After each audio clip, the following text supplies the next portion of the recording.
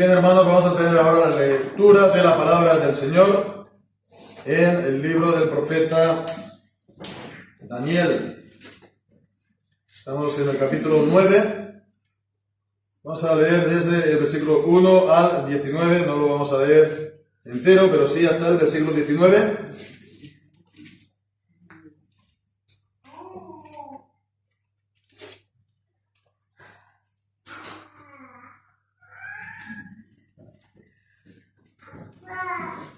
Dice así la palabra del Señor. En el año primero de Darío, hijo de Asuero, del linaje de los Medos, el cual fue puesto por rey sobre el reino de los caldeos, en el año primero de su reinado, yo, Daniel, miré atentamente en los libros el número de los años de que habló Jehová al profeta Jeremías, que había de concluir la desolación de Jerusalén en 70 años. Y volví mi rostro al Señor Dios, buscándolo en oración y ruego, en ayuno y saco y ceniza.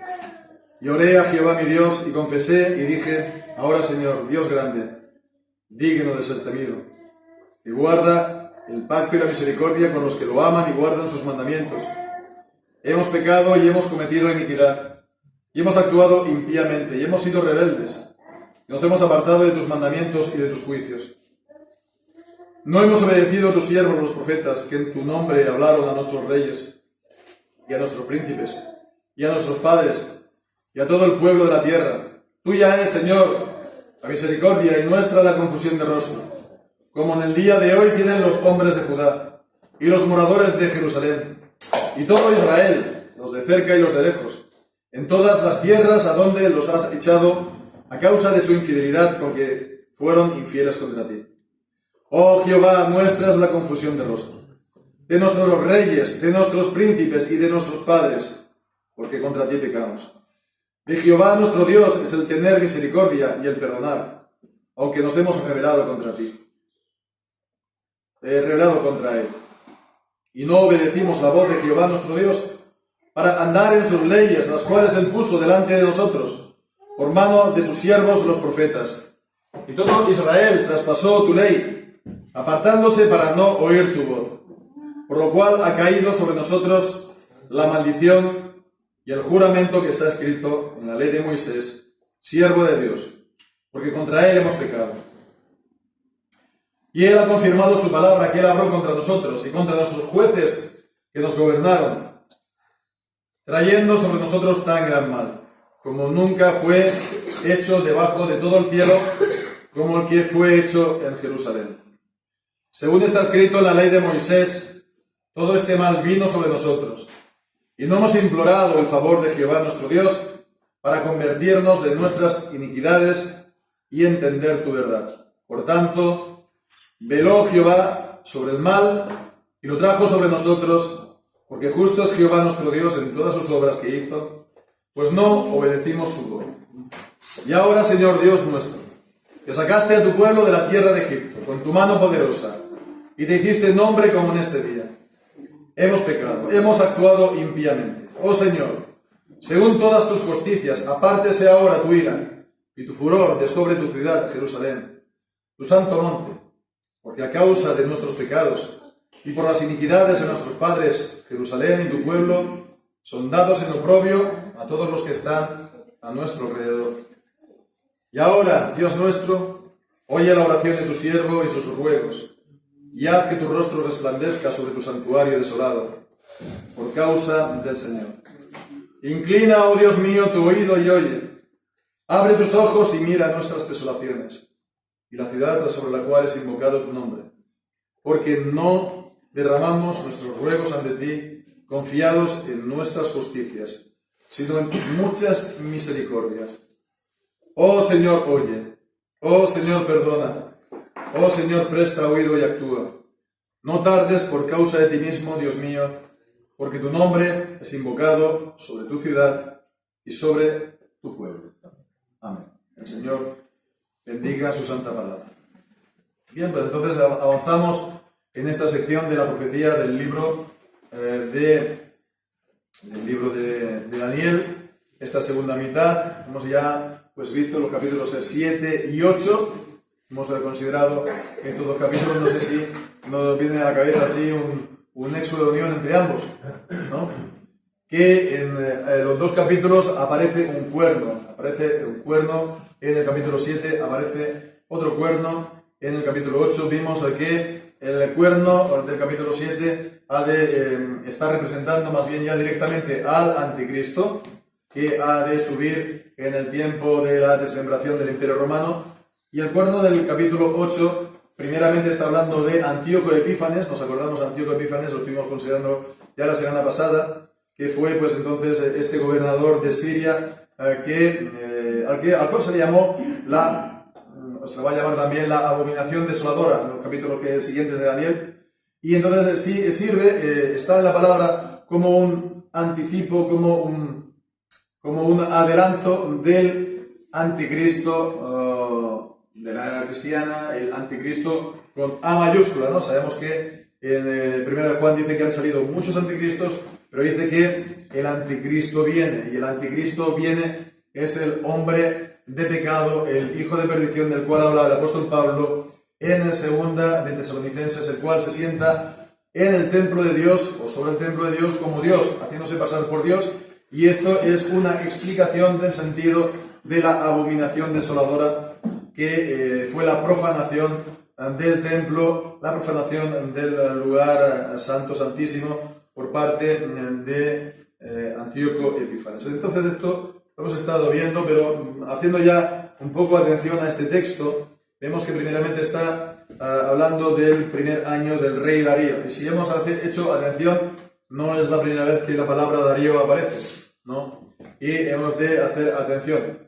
Dice el primer año del rey Darío, y esto entonces no se tiene que confundir con el Darío que aparece al final del capítulo 5, ¿verdad? Que fue la caída de Babilonia. Entonces ese era, se le conoce como Darío I, ¿no? Hay una dinastía con distintos nombres Daríos. Tampoco se tiene que confundir con Darío II. Darío II, que en Esdras, capítulo 6, versículo 1, pues es el Darío que gobernaba cuando se reconstruyó el templo, ¿no? Después de esta palabra que estamos aquí viendo, ¿no? Posterior. Ese es el Darío II, creo, que el Darío III fue el que derrotó a Alejandro Magno, pero eso ya muy posterior. Así pues, ¿de quién se trata? Es el que gobernaba cuando en el primer año de su reinado va a dar la orden de volver a los judíos a Jerusalén. ¿Cuál fue este hombre o este nombre? Otro nombre para él en la escritura. Ciro el persa, ¿no? Ciro el persa. Bien, pues entonces vemos aquí, seguramente este sea otro nombre para Ciro. Vemos aquí Esdras capítulo 1 y versículo 1. Esdras 1.1, cuando también se acaba el segunda de Crónicas.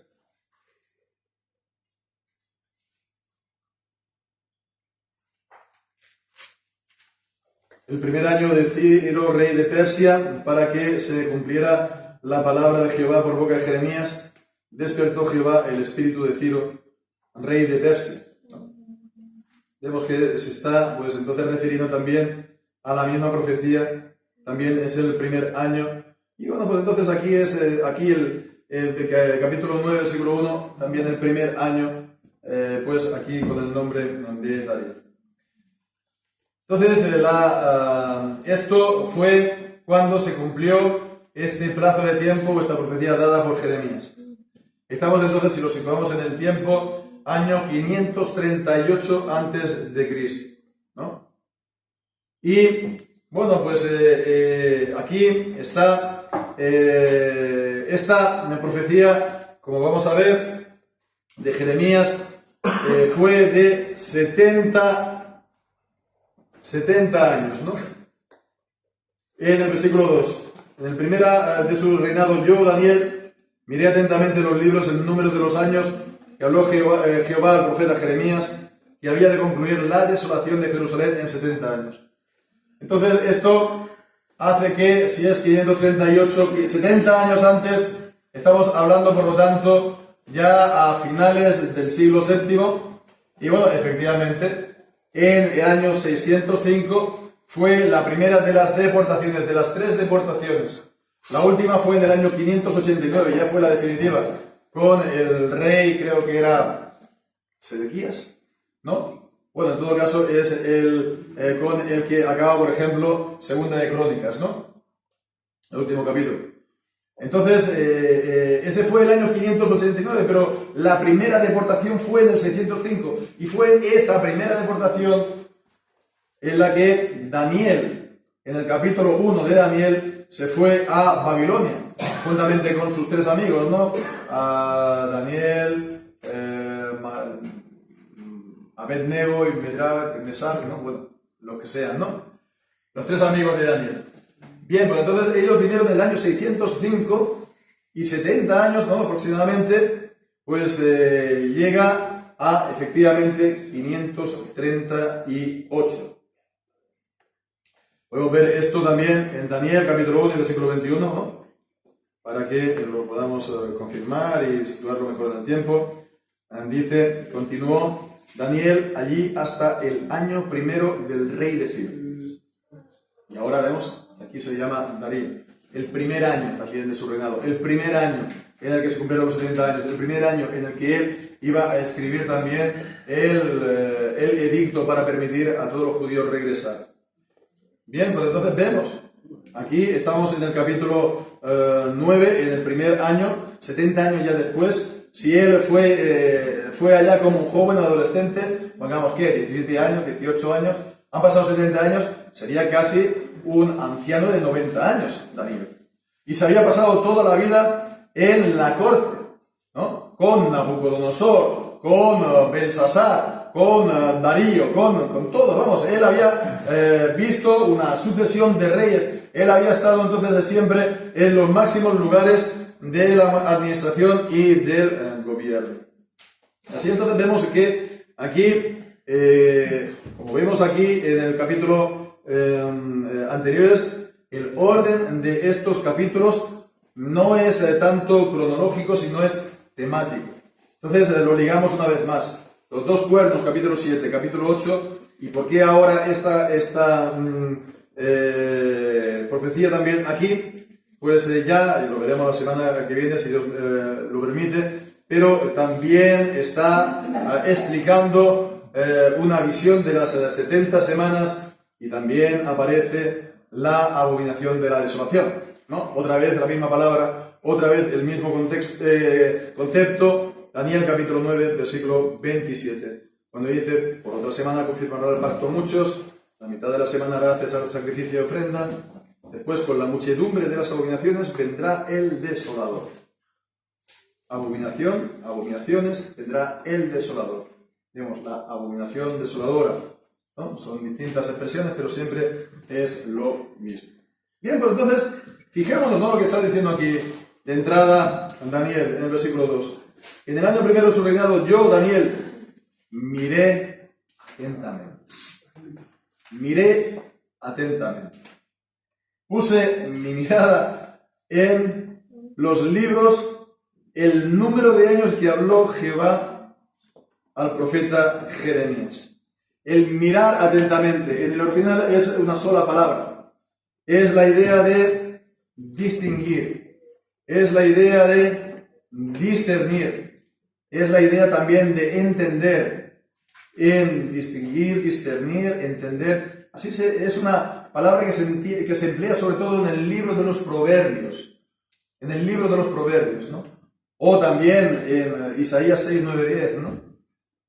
Mirad bien, etc. Entonces es la idea de sí, prestar atención sí, pero no solamente esto, es intentar comprender, intentar distinguir lo que se está diciendo, intentar, a ver, todo se ve borroso, ¿no? Como cuando yo, pues, me quito las gafas, y entonces tienes que poner los ojos así para ver las letras, ¿no?, debidamente, por lo cual, pues, tratar de no tener que dar media vuelta a buscar las gafas, ¿no? Porque si no, es que no hay manera de leerlo, ¿no? Pues entonces, la idea es esa, ¿no? De llegar a distinguir correctamente las cosas. Están, pues, difusas, están borrosas, ¿no?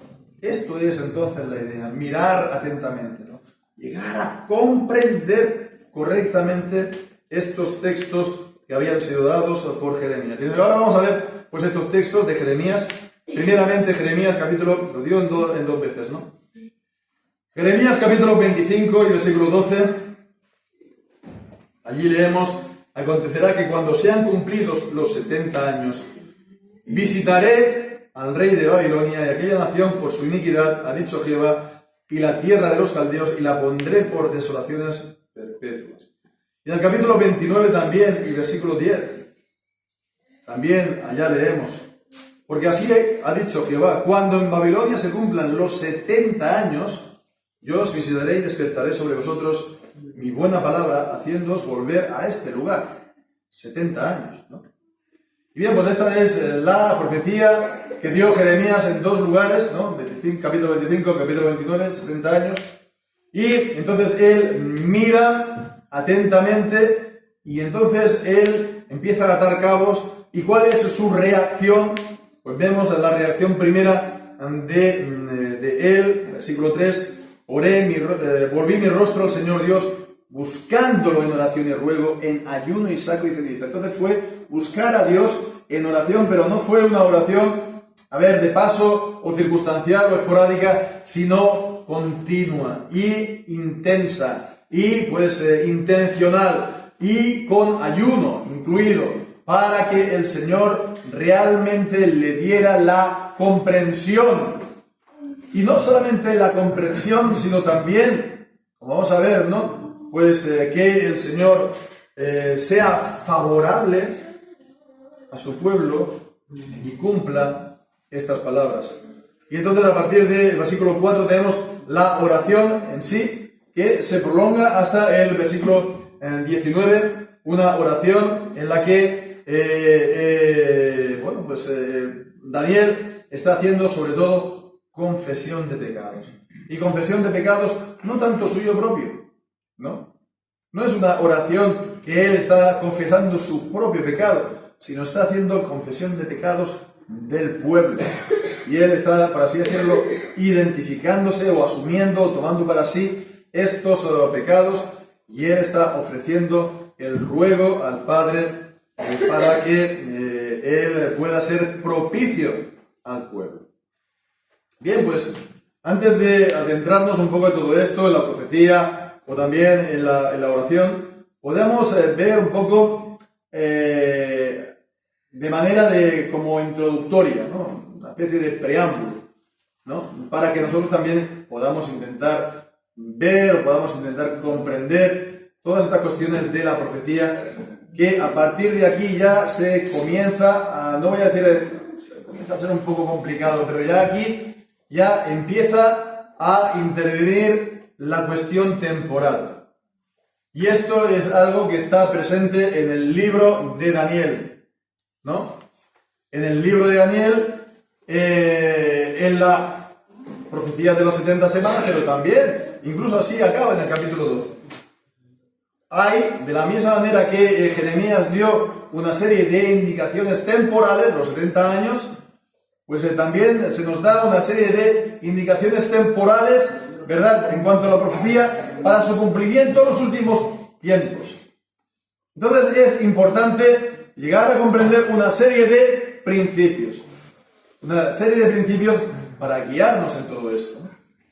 Entonces es ver que se cumplió 70 años. No fue 45 ni fue 38. Fue 70 años. Y bueno, no es una casualidad que sea 70 años. Porque si miramos en la Biblia, encontramos que Dios, primeramente hace las cosas. Dios es un Dios de orden, nos dice la palabra de Dios en primera de Corintios, no es un Dios de confusión, sino de orden. Y Dios también hace las cosas según unos tiempos que Él mismo se marca. No es que esos tiempos se le impone a Dios, pero Dios se sujeta a unos tiempos que Él mismo se marca, ¿no? Él orquesta todas las cosas. y Él marca los tiempos, ¿no?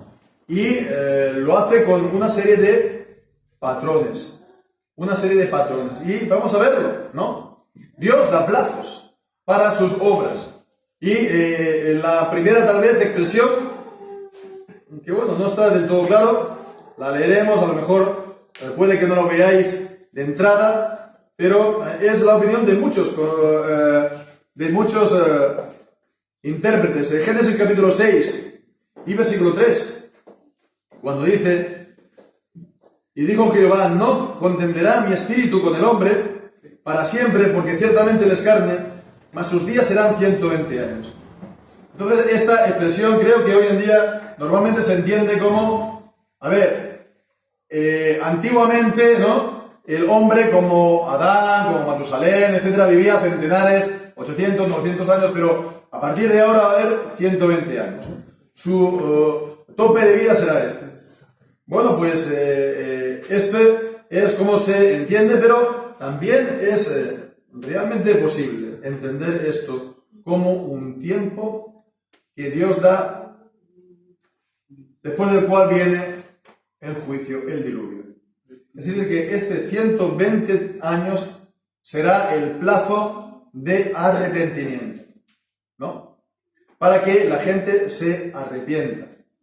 Es una expresión, esta es una interpretación, creo que es corriente. Antes es la interpretación, por ejemplo, de Jerónimo, el traductor de la Biblia, y de Calvino. Y Calvino la tiene esta, ¿no?, del plazo de arrepentimiento, descartando esta otra, del plazo de vida normal de los hombres después del diluvio.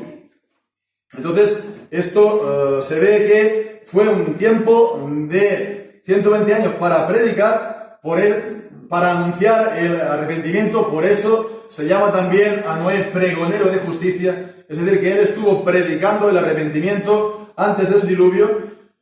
Y bueno, pues se fueron 120 años, pero como también vemos más adelante en el capítulo 6, entonces vio Dios que la maldad era mucha y Dios, por así decirlo, precipitó el juicio para raer a todo hombre de la faz de la tierra. En todo caso, vemos en el Génesis 5:32, a Noé de 500 años engendró a Noé, a Sem, Cam y Jafet, y en el capítulo 7, en el versículo 6, el diluvio vino a los 600 años de vida de Noé. Siendo Noé de 600 años, el diluvio de las aguas fue sobre la tierra.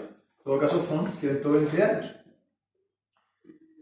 Digamos, no está claro que sea un periodo de tiempo antes del juicio. Bueno, pero pone un marco de vida temporal, 120 años. 120 años, pone un número, ¿no? De una manera o de otra, Dios pone patrones de tiempo. Y bien, pues entonces vemos que claramente otro son 400 años. 400 años que está compuesto por 4, es un número también con un significado, con un simbolismo, ¿no? De los 4 vientos, ¿no? De los 4 puntos cardinales. Viene a representar entonces la realidad creada, el mundo, el universo, ¿no? Y bien, pues entonces 4 por 10, 40 por 10, 400, y bueno, pues no es entonces... Bueno, vemos aquí en Génesis capítulo 15, en el versículo 13, allá leemos: entonces dijo Abraham, ten por cierto que tu descendencia será extranjera en tierra no suya, y servirá a los allí, y los afligirán 400 años, como también lo dicen en el versículo 16, a la cuarta generación. Y aquí la cuarta generación no es como nosotros normalmente decimos, una generación son 25 años. Aquí se está entendiendo que la generación son 100 años, un siglo, a la cuarta generación. Entonces se entiende que eran 400 años porque son 4 generaciones, hasta la tercera y cuarta generación de los que me aborrecen, dice también Éxodo. Entonces, el Decálogo. Entonces vemos, ¿no? Hay unos patrones temporales. Se ve también en la vida de las personas, en la vida, por ejemplo, también de Moisés. en los primeros capítulos, el capítulo 1 y el capítulo 2 de Éxodo. Él visitó a sus hermanos cuando tenía 40 años. Y bueno, sabemos cómo ocurrió y él tuvo que salir pues al destierro. ¿Cuánto tiempo estuvo? 40 años. Y regresó a liberar a Israel. Y los llevó a Sinaí, y de Sinaí a las puertas de la tierra prometida. Por la rebelión del pueblo que ocurrió, estuvo también 40 años dando vueltas por el desierto. 40 años. En total, los años de vida de Moisés fueron también 120 años, ¿no? Por otra parte. Y 40 días y 40 noches fue los que estuvo Moisés orando en el monte Sinaí, con el don de las tablas de la ley de Dios, ¿no? Y 40 días y 40 noches fue los que estuvo orando también y ayunando el Señor Jesús antes de su inicio de ministerio. 40 días, 40 noches, ¿no? Entonces vemos que son el número 40. Es el tiempo en la Biblia claramente de preparación. De preparación. Todas estas cosas eran de preparación y de culminación también de un tiempo. Entonces 40, 400, que es entonces un múltiplo de 40, viene a ser algo parecido. Y después llegamos a 70. Llegamos a 70, que también entonces se multiplica 7 por 10. Son números también que se consideran perfectos en la Biblia, ¿no? Y bien, pues entonces vemos que también el tiempo está marcado muchas veces en la Biblia por secuencias de 7. Ya para empezar, la creación misma. 7 días, ¿no? El Señor hizo 6 días los cielos y la tierra y al séptimo día descansó. Y a partir de ahí se repite ciclos de 7 días, ¿no? Al séptimo día es el reposo. El reposo es un 1 de 7. Siempre es lo mismo. 1 de 7. Hasta el fin. Y cada 7 años es el Sabbat de la tierra. Y cuando han pasado 7 Sabbats de la tierra, es el jubileo. 49 años. Y después el Señor Jesús para decir, ¿cuántas veces perdonaré a mi hermano? Hasta 7 veces, dice el apóstol Pedro. No te digo hasta 7 veces, sino hasta 70 veces 7. Bien, pues entonces vemos. Por otra parte, es curioso verlo en el Salmo 90.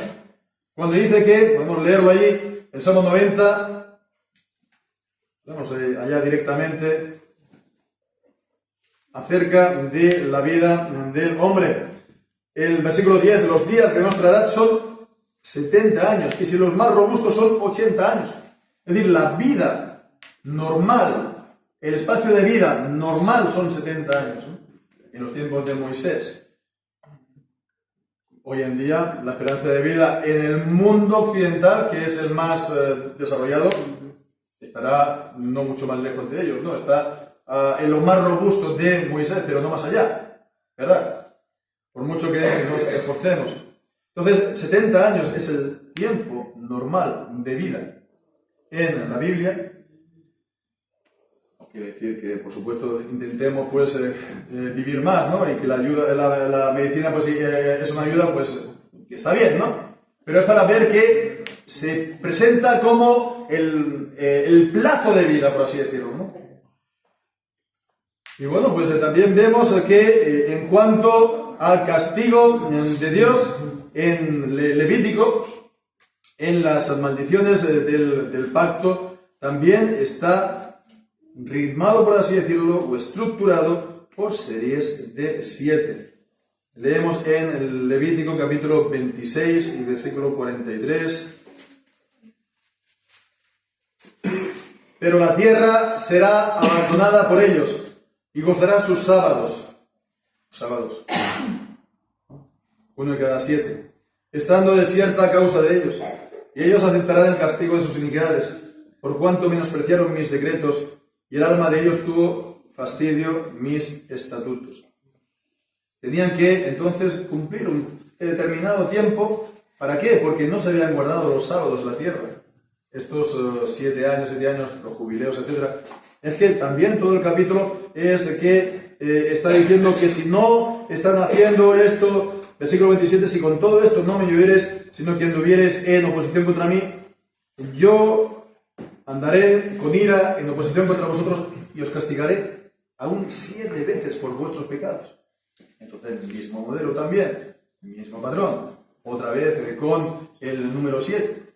Los castigos es multiplicándolo por 7, ¿no? Y el castigo también, o la corrección, o la disciplina, tiene que ser hasta cumplir, ¿no?, el periodo, por así decirlo, en el que se transgredió, en el que se pecó, para cubrirlo, por así decirlo, ¿no?, para compensarlo, para culminarlo. Entonces vemos, hay patrones de tiempo claros en la Biblia. Por otra parte, ¿qué vamos a decir también en cuanto al número 70? 70 en cuanto a el pueblo de Dios, los 70 ancianos de Moisés, en Números capítulo 11, también en Éxodo, los 70 ancianos que suben al Sinaí, los 70 ancianos, los 70 también discípulos que el Señor Jesús envía a predicar. Entonces eso está en la Biblia. Esto no es cábala. Esto está en la Biblia. Otra cosa es que, por las razones que sea, no le hagamos atención, o no miremos detenidamente, o no lo distingamos claramente este tipo de cosas, pero están ahí. O que las leamos o no paremos atención, ¿no? Ni pensemos que esto pueda tener algún significado, pero está ahí. Entonces, esto permite ver entonces cómo Daniel interpretó este anuncio de Jeremías de 70 años, ¿verdad? Era una profecía que había dado. 70 años y después regresarán. Pues entonces lo entendió como un plazo de tiempo, ¿no? Y un plazo de tiempo real, no simbólico, sino que era realmente un plazo de tiempo fijado por Dios.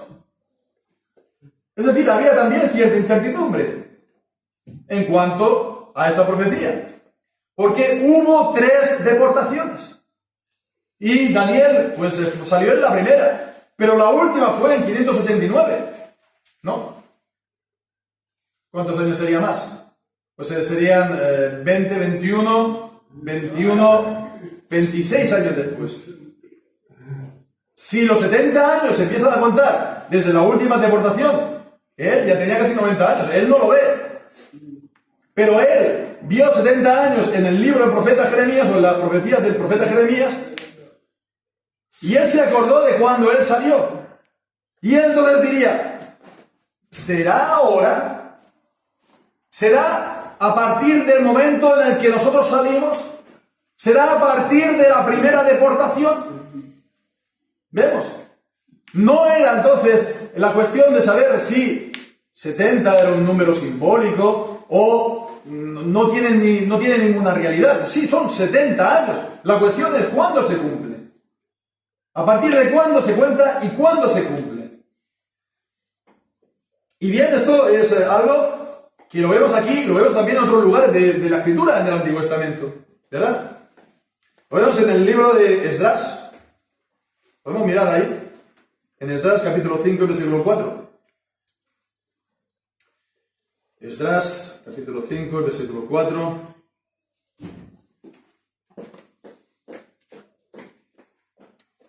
Esdras está antes de Nehemías, entre Segunda Crónicas y Nehemías.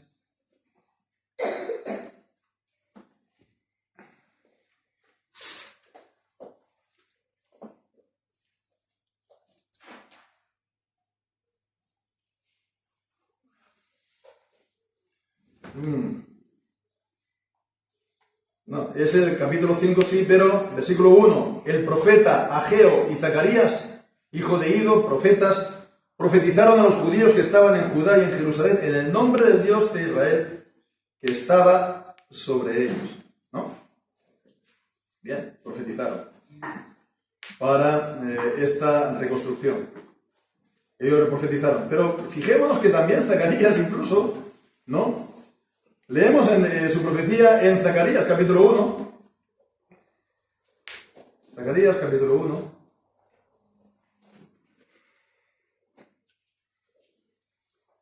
Y versículo 12. Respondiendo el ángel de Jehová y dijo, Zacarías, oh Jehová de los ejércitos, ¿hasta cuándo no tendrás tu piedad de Jerusalén y de las ciudades de Judá con las cuales has estado airados estos 70 años? Y capítulo 7 y versículo 5.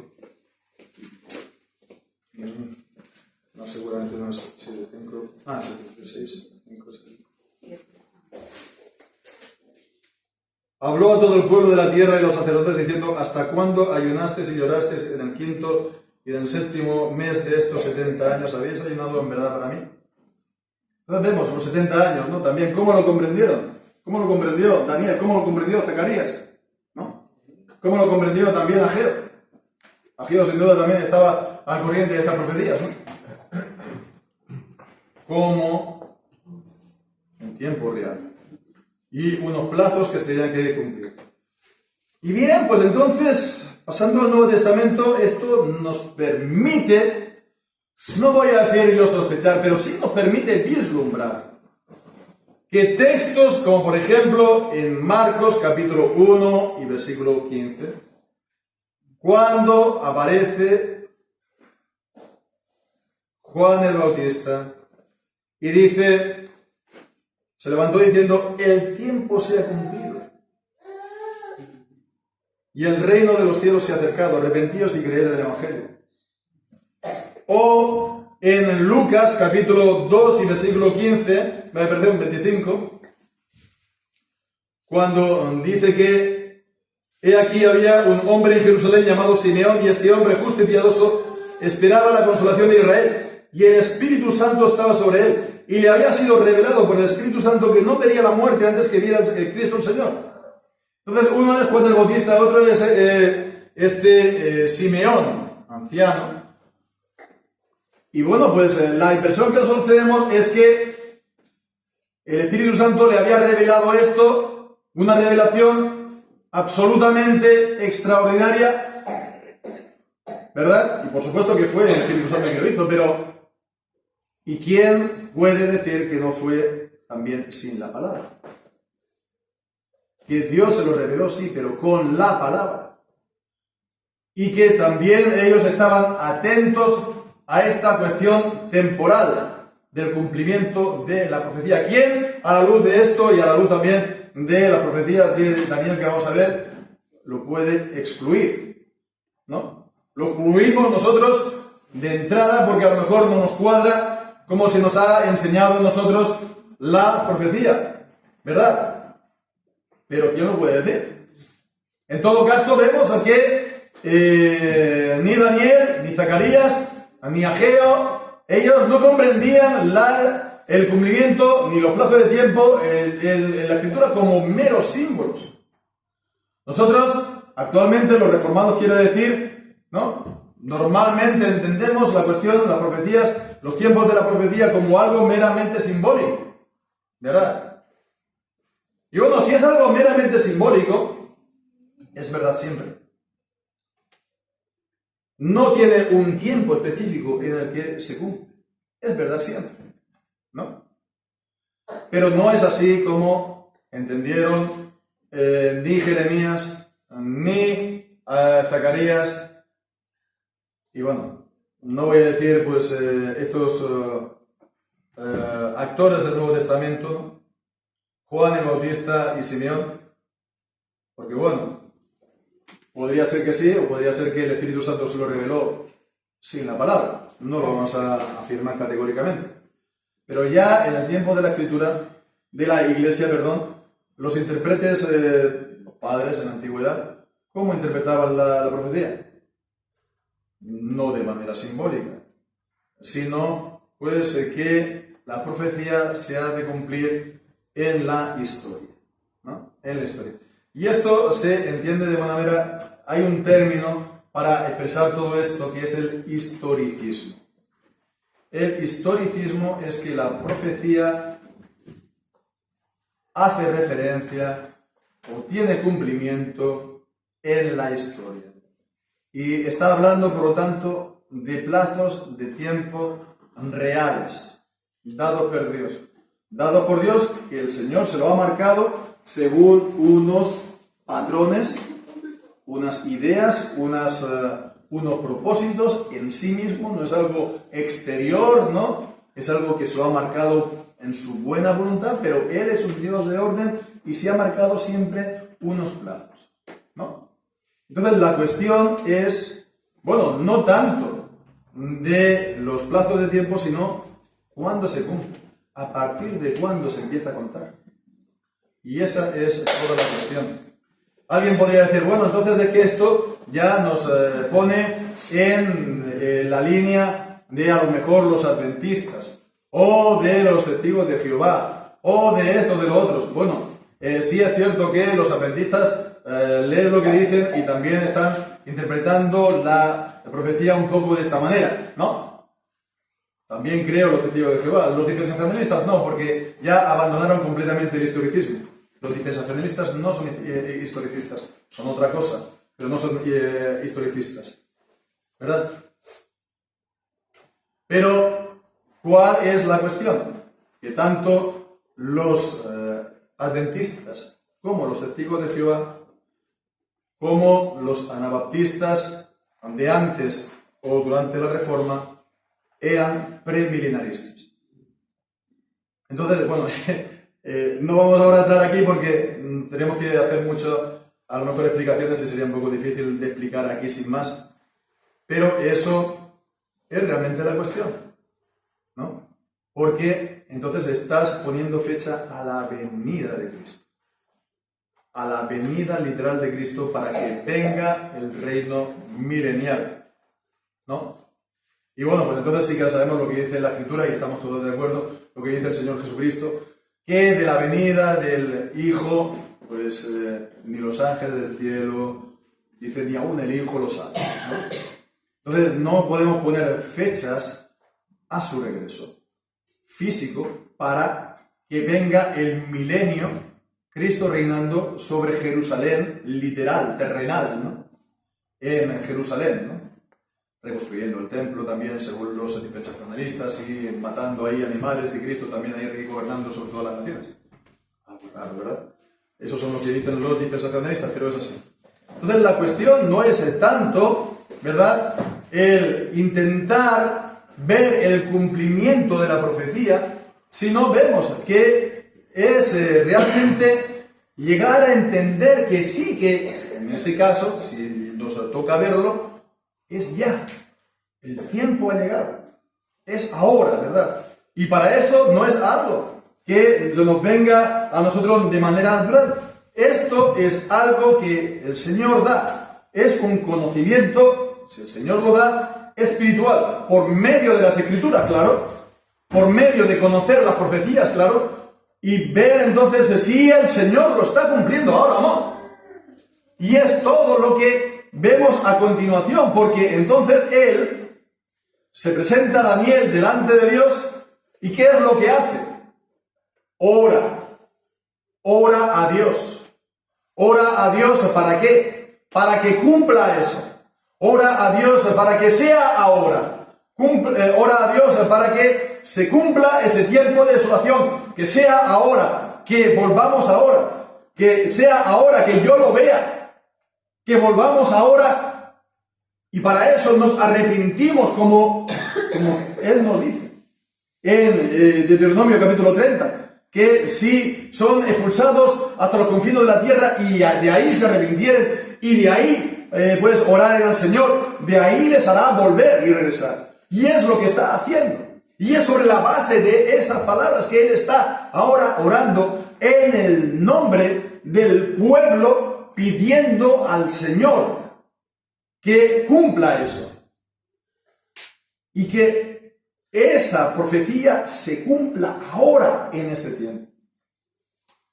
Entonces esto es una cosa muy importante de ver, porque entonces vemos, no es aquello que nos diga, no, mira, está profetizado, pues está profetizado, se va a cumplir sí o sí, hagamos esto, hagamos lo otro o no lo hagamos, ¿no? Esto es como también se nos dice a nosotros los reformados. Si estamos todos ya predestinados, no hace falta ni que se predique el Evangelio, no hace falta ni siquiera que te arrepientas, porque si eres predestinado, y elegido, te vas a salvar sí o sí, hagas lo que hagas, entonces no te molestes. Vemos que eso es falso, una manera de razonar falsa que no está en la Biblia. Porque sí, el Señor es soberano, pero también está la responsabilidad del hombre. Y para que se cumpla, el Señor también ha dispuesto que el pueblo se ha de volver y el pueblo se ha de arrepentir. En el caso del Evangelio, se ha de predicar el Evangelio para que la gente crea. Son los medios. El Señor ha elegido los fines, ha elegido el resultado y también los medios, ¿no?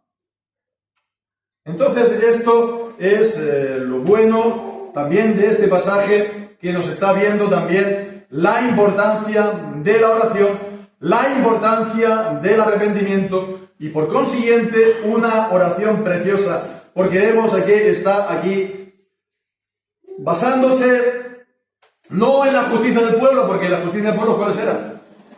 No había justicias del pueblo, sino en la gracia y en la misericordia del Señor. Versículo 18. Porque no derramamos nuestros ruegos ante ti, confiados en nuestras justicias, sino en tus muchas misericordias. Entonces no es la fe más las obras. No estamos confiando, ¿no?, en tu misericordia, pero un poco en nuestras obras. No, estamos confiando solamente en tu misericordia. Tuya es la justicia, Señor. Versículo 7. Tuya es, Señor, la justicia. Nuestra es la confusión de rostro. Somos justificados no con nuestra justicia y no con nuestras obras, sino con la justicia de Dios en Cristo Jesús, que Él tomó sobre sí el pecado de su pueblo en expiación. ¿Y cuándo fue eso? En el cumplimiento del tiempo, nos dice Gálatas 4:4. Cuando se cumplió el tiempo que Dios se había dispuesto en sí mismo para que así sea. Bien, pues hermanos, podamos entonces ver todo esto, comprender entonces también lo que ya vimos en su día en 2 de Pedro capítulo 3, ¿no? Cuando dice que hemos de apresurar para la venida de nuestro Señor Jesucristo.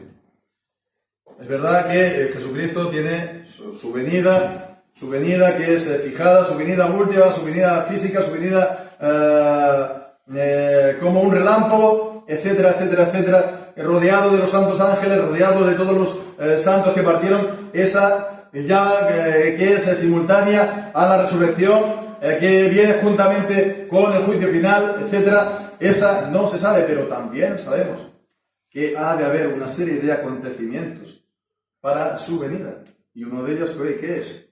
La caída del anticristo, por ejemplo. La caída del anticristo. Y el anticristo no ha caído. Los dispensacionalistas todavía están esperando que se manifieste. O sea, imposible, ¿no? Según los dispensacionalistas, eso no ha ocurrido, ¿no? Lo que enseña el Apocalipsis no ha ocurrido. Porque según ellos, todavía hemos llegado. Pero bueno, nosotros tenemos la convicción de que el anticristo, ¿quién es? El anticristo romano, es el Papa, ¿no? Y él es, como dicen todos los reformadores y como dicen todas las confesiones de fe de la Reforma, ¿no?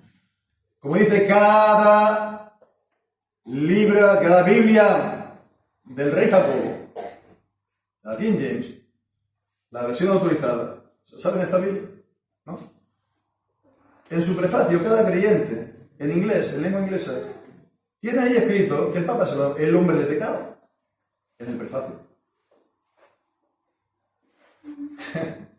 Se pueden dar cuenta también por qué el interés de que esta Biblia esté sepultada en literalmente docenas y docenas de nuevas versiones, ¿no?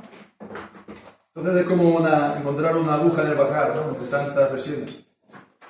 Sí, la versión autorizada, la Biblia oficial de la Iglesia de Inglaterra, que todavía está en uso en muchas iglesias. Pues fijémonos, eso es lo que dice la Reforma. Y la Reforma a todos se le están señalando al anticristo. El Papa le dice, tú eres el anticristo, ¿verdad? Y bueno, pues con todas las